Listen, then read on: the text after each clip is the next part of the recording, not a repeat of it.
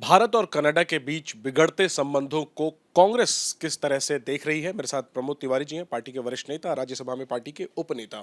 जिस तरीके से आरोप कनाडा के द्वारा लगाए जा रहे हैं और अमेरिका की तरफ से भी इस मसले पर जो बोला गया उसको भी भारत के दृष्टिकोण से चिंताजनक माना जा रहा है। कांग्रेस इस पूरे घटनाक्रम को कैसे देखती है और आप लोग क्या मांग करते हैं? राष्ट्र हित में कांग्रेस हमेशा देश के साथ खड़ी होती है। पहले ये परंपरा थी कि अगर प्रधानमंत्री किसी विदेश यात्रा पर जाते थे तो लौट के सदन को अवगत कराते थे क्या वार्ता हुई, विपक्ष के नेताओं से बात करते थे। पर अब तो मोदी जी लोकतंत्र में विश्वास ही नहीं करते, परंपराओं में विश्वास ही नहीं करते। तमाम यात्राएं होती हैं, वो सदन तक को नहीं अवगत कराते, बैठकों के बारे में नहीं बताते। मेरा ये कहना है, ये राष्ट्र हित के मुद्दे पर पूरा देश एक है। प्रधानमंत्री को चाहिए कि नेता विरोधी दल सहित विपक्षी नेताओं को बुलाएं, उनको अवगत कराएं, क्योंकि हमारी जितनी भी जानकारी है वो मीडिया पे आधारित है। हो सकता है वो पूरी तरह 100% सच ना हो, अंतर्राष्ट्रीय विषय है तो अवगत कराएं। हम राष्ट्र के साथ थे, राष्ट्र के साथ हैं, राष्ट्र के साथ रहेंगे और सामूहिक रूप से देश हित की आवाज उठाएंगे। लगातार कांग्रेस के द्वारा ये एक बात कही जा रही है कि दोनों सदनों में जो नेता विपक्ष हैं, कांग्रेस अध्यक्ष खड़गे और लोकसभा में नेता विपक्ष राहुल गांधी हों, उनको अवगत कराया जाए। सीपीएम ने भी ये मांग रखी, लेकिन हम देख रहे हैं कि सरकार की तरफ से इस मोर्चे पर कोई प्रगति नजर नहीं आ रही और लगातार कनाडा की तरफ से आरोप लगाए जा रहे हैं और संबंधों में कटुता खटास आते जा रही है। सवाल अंतर्राष्ट्रीय जगत में भारत पर खड़े हो रहे हैं। प्रधानमंत्री की गलत नीतियां से देश को कभी विषम स्थितियों से गुजरना पड़ता है। वो ऐसा दिखाना चाहते हैं मोदी देश नहीं है, भाजपा देश नहीं है। संपूर्ण देश को ऐसे मुद्दों पर खड़ा होना चाहिए और हम खड़े होने को तैयार हैं। प्लेटफॉर्म तो बनाओ प्रधानमंत्री जी, ये काम तो आपका है।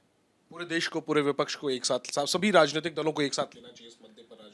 मेरी राय है कि एक बहुत ही गलत आरोप है, और जब गलत आरोप हो तो देश को उसका जवाब देना चाहिए। अलग अलग हम जवाब दें उसका कोई महत्व नहीं होता, वो बिल्कुल ठीक। राजनीतिक दलों का जवाब होता है। पर जब पूरा देश एक होगा तो देश का जवाब। बिल्कुल सर।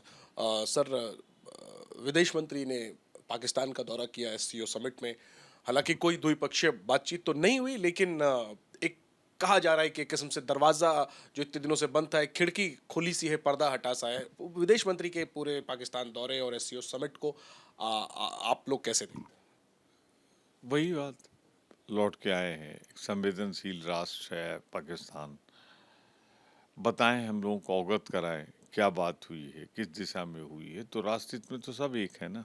इसमें भी आप यही मांग करते हैं कि ब्रीफ किया जाए विपक्ष? निश्चित रूप से किया जाए, क्योंकि एक संवेदनशील देश है वो।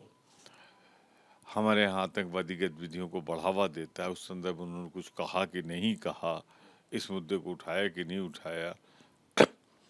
कश्मीर में जिस तरीके से आतंकवादी गतिविधियां बढ़ी हैं वो भी हमारी चिंता का विषय है। पर एक चीज मैं कहूँगा, ये प्रधानमंत्री का जो हाफ अर्डली मोदी सरकार का प्रयास होता है वो मेरे समझ नहीं आता। पहले सुषमा स्वराज जी गई, फिर एक दिन प्रधानमंत्री जी बिना बुलाए चले गए और बिरयानी खा के आ गए और उनकी माता के चरणों में। किसके? यही जो वर्तमान प्रधानमंत्री है ना, इन्हीं की माता तो है, नवाज शरीफ की माता थी उस समय। उनके चरणों में शीश झुका के चले आए, पठानकोट में आईएसआई के जाने की इजाज़त दे दी। तो आज क्या करके आए हैं ये विदेश मंत्री जी, ये तो मालूम होना चाहिए ना। देश हित में तो उन्हें बताना चाहिए ना। कयास हो, गैस हो, मीडिया से पता लगे, ये उचित नहीं। आखिरी में अंतर्राष्ट्रीय मोर्चों के बाद एक घरेलू मोर्चे पर महाराष्ट्र की राजनीति की बड़ी खबर आज की है कि आईआरएस अधिकारी, चर्चित विवादित समीर वानखेड़े, वो चुनावी पारी का आगाज कर रहे हैं और जानकारी के मुताबिक जो शिवसेना शिंदे गुट है, यानी बीजेपी का जो अलायंस है, उसके उम्मीदवार हो सकते हैं मुंबई से। इस पर क्या? मैं सिर्फ इतना ही कह सकता हूँ, बहुत विवादास्पद व्यक्ति रहे हैं, उनके बारे में तमाम तरह की खबरें हैं। अब ये किसी पार्टी का अधिकार है कि वो जिसको चाहे खड़ा करे, जिसको चाहे उम्मीदवार बने, पर टोटा है, सही उम्मीदवार मिल नहीं रहे। ठीक है, शुक्रिया प्रमोद जी बात करने के लिए। कैमरा पर्सन मनोज त्रिपाठी के साथ Jainendra, ABP news, Delhi. For exclusive and insightful videos, subscribe to our new channel ABP Live Premium.